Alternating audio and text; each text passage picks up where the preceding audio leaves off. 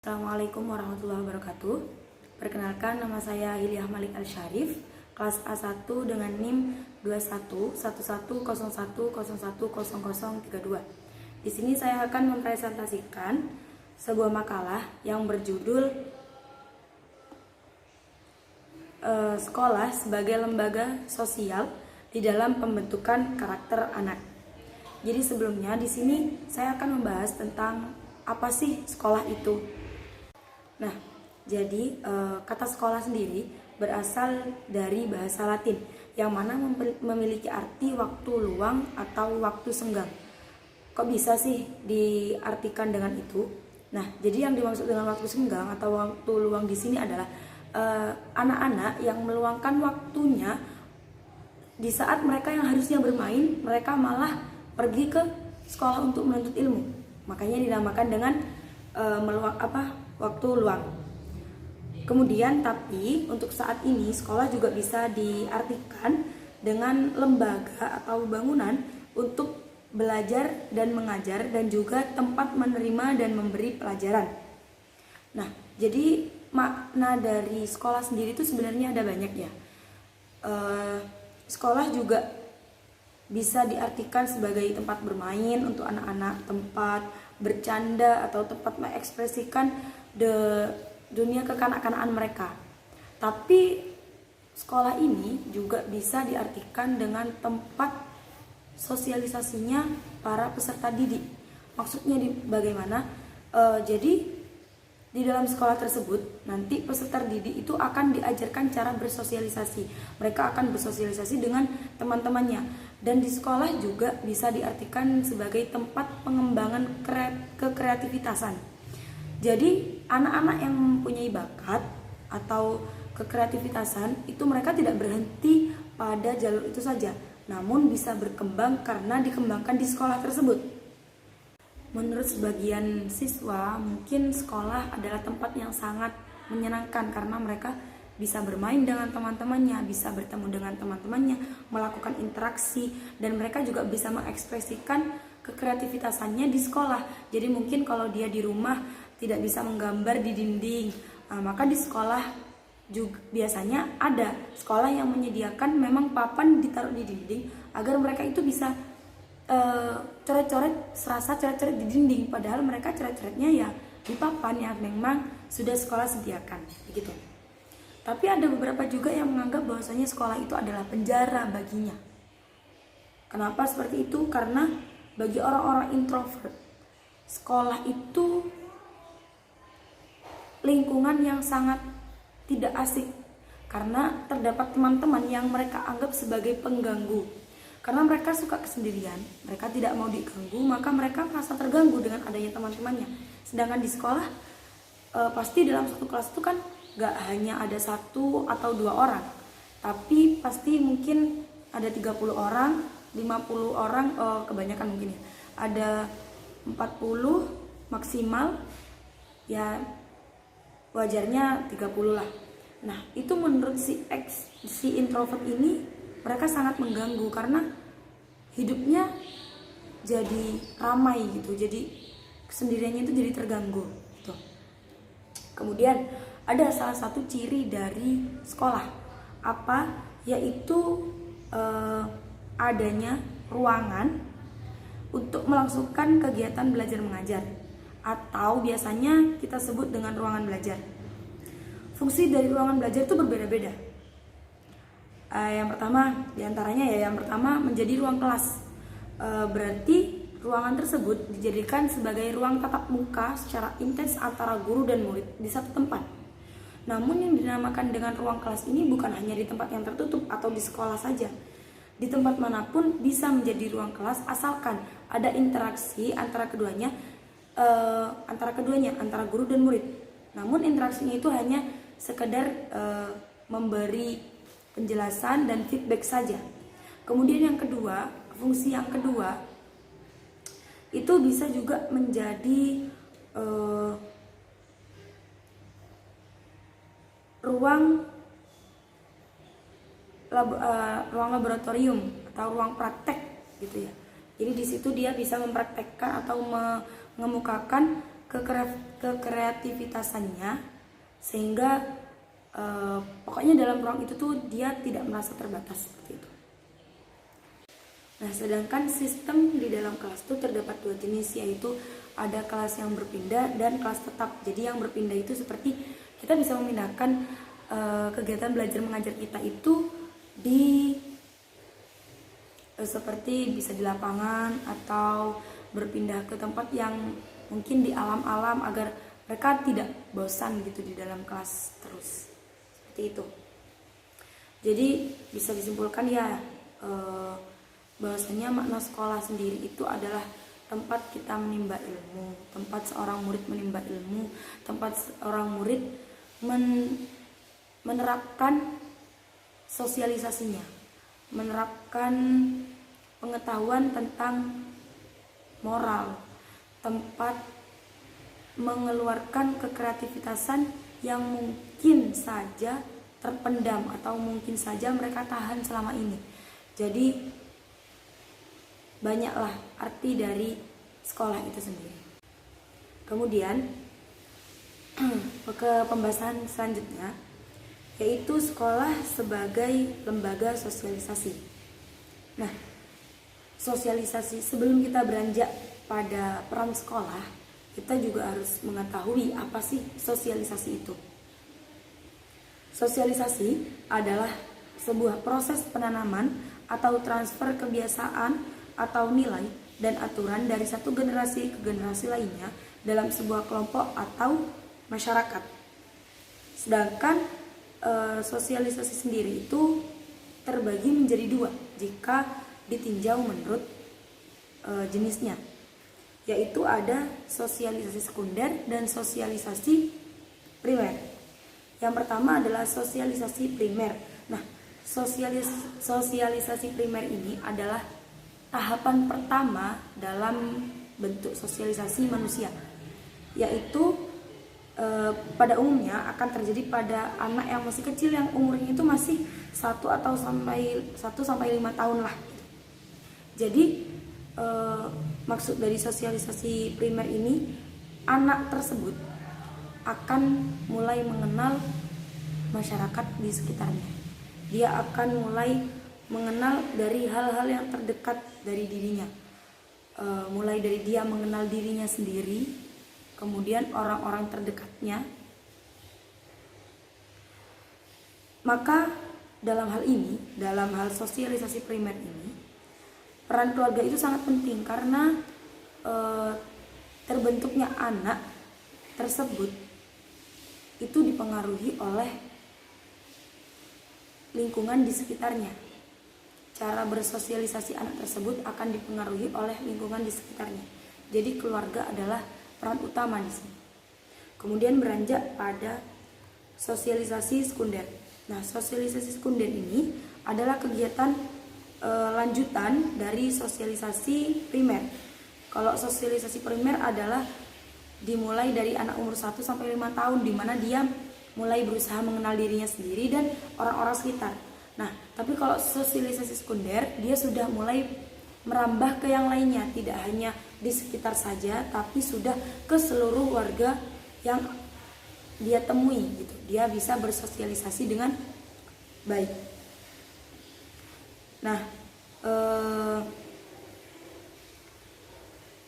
sosialisasi sekunder ini dia itu mengenalkan kepada masyarakat atau kelompok dengan bentuk resosialisasi dan desosialisasi.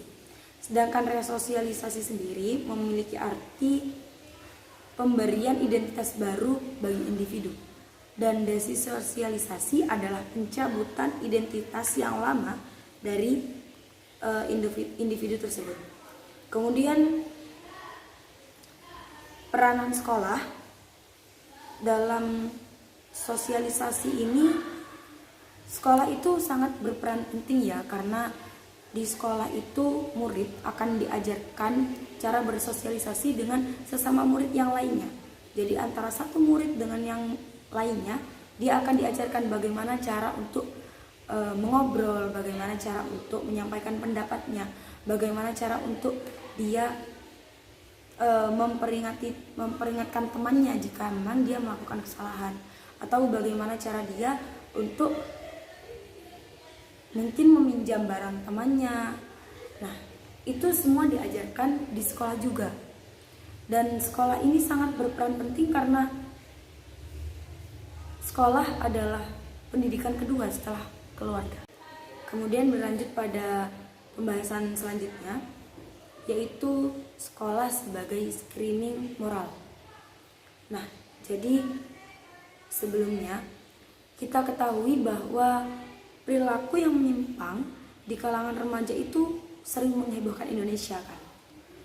Kenapa? Nah, itu karena minimnya pendidikan moral yang mereka terapkan. Mungkin kalau untuk menerima sudah banyak untuk saat ini, tetapi untuk menerapkan masih minim.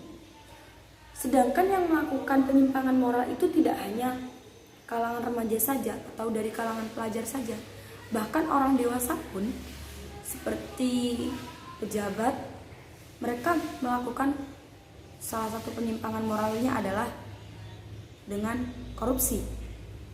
Jadi pendidikan seseorang itu terkadang juga tidak memastikan bahwasanya dia akan bermoral. Tapi yang terpenting di sini adalah cara penerapannya.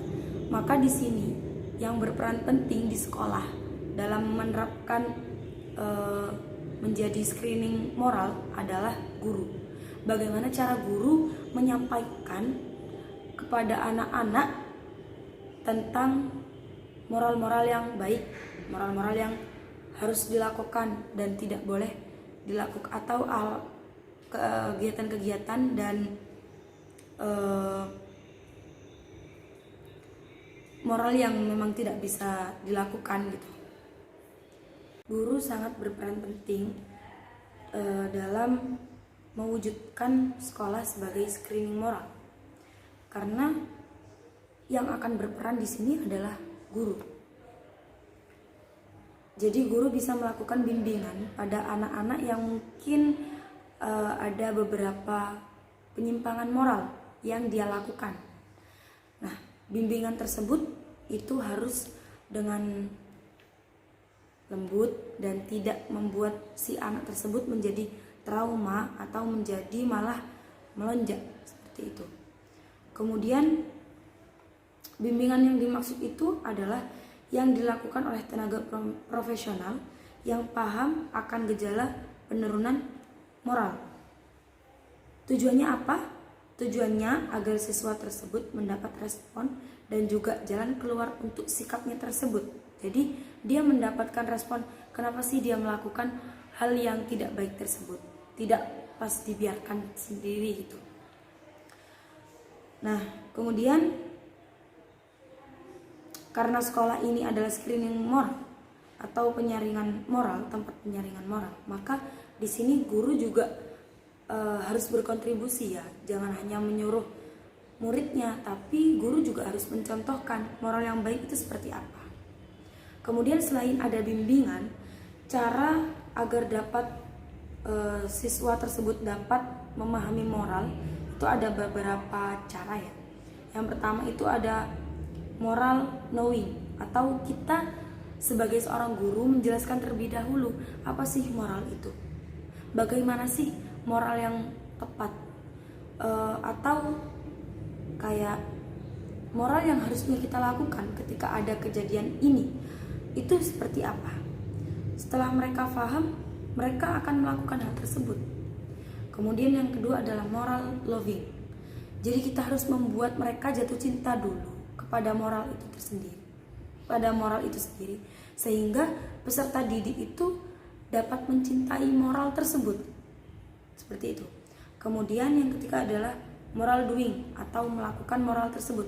Setelah diberi teori, setelah diberi materi dan dibuat cinta kepada moral tersebut, maka murid juga diajak, jangan hanya dikasih teori tapi juga diajak untuk melakukan teori-teori yang sudah diajarkan oleh guru tersebut dan merealisasikan apa yang sudah didapat, menampakkan apa yang memang katanya cinta pada moral, maka mari ditampakkan seperti itu. Kemudian di sini berlanjut pada materi berikutnya, sekolah sebagai pembentuk kepribadian siswa. Nah,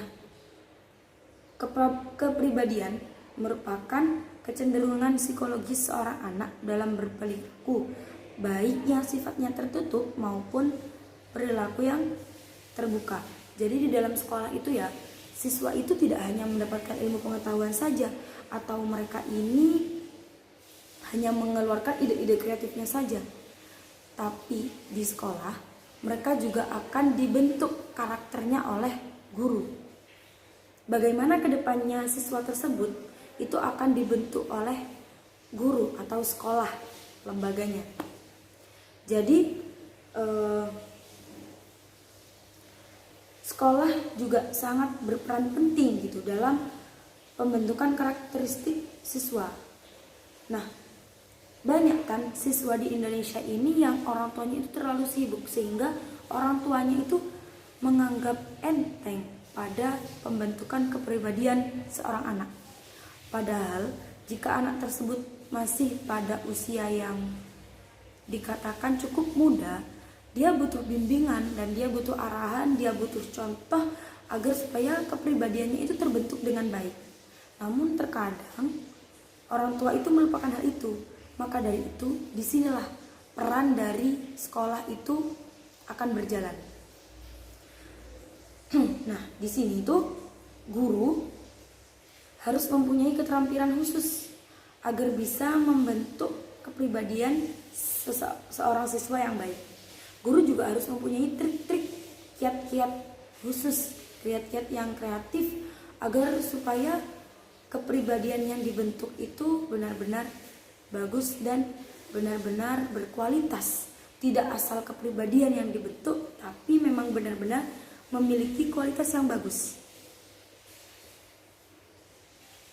Sekolah dan pendidik atau biasa kita sebut dengan guru itu memiliki peran yang sama dengan orang tua dan lingkungan sekitar.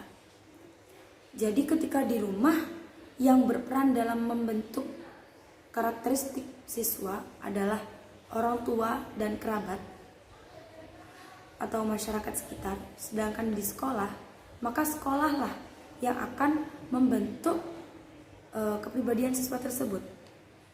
Selain sekolah juga pendidiknya, gurunya. Karena apa? Karena yang berinteraksi dengan muridnya adalah gurunya, bukan sekolahnya, karena sekolah kan bangunan.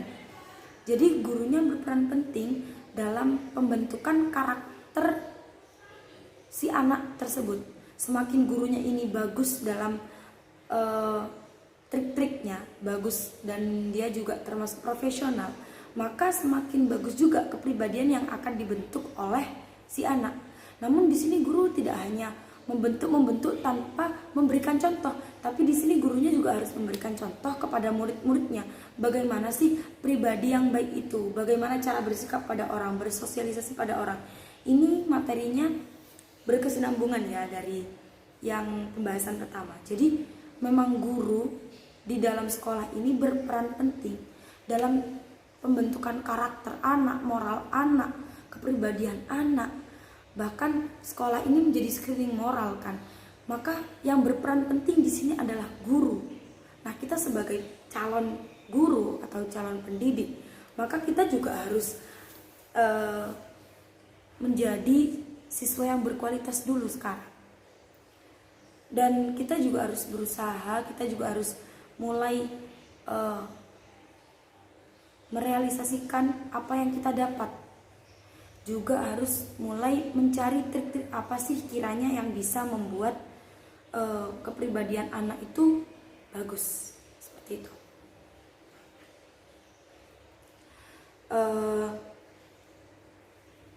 Untuk membentuk kepribadian siswa, guru itu bisa melakukan beberapa tindakan jikalau siswa tersebut itu melakukan sebuah kesalahan.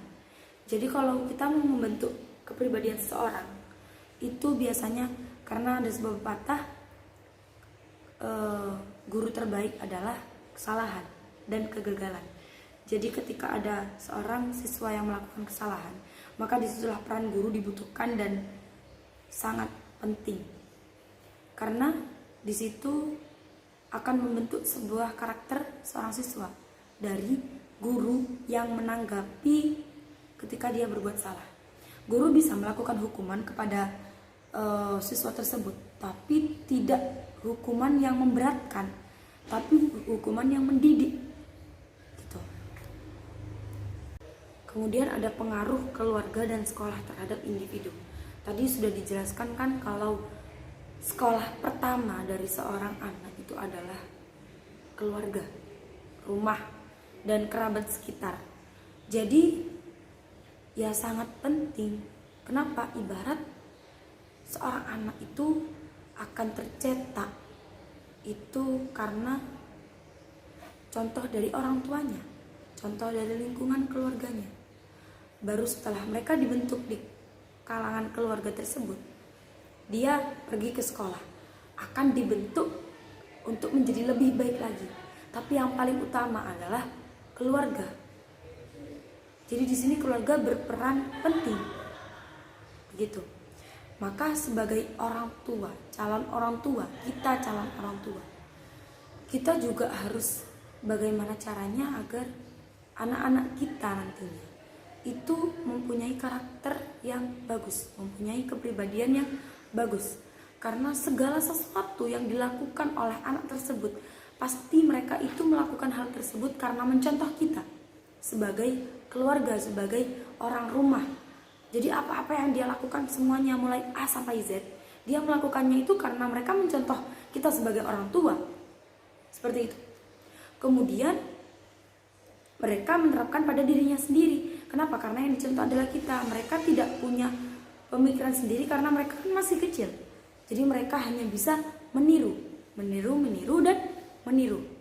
Nah, ketika meniru tersebut itu, maka kita harus menjadi contoh yang baik. Tidak boleh asal sembarangan.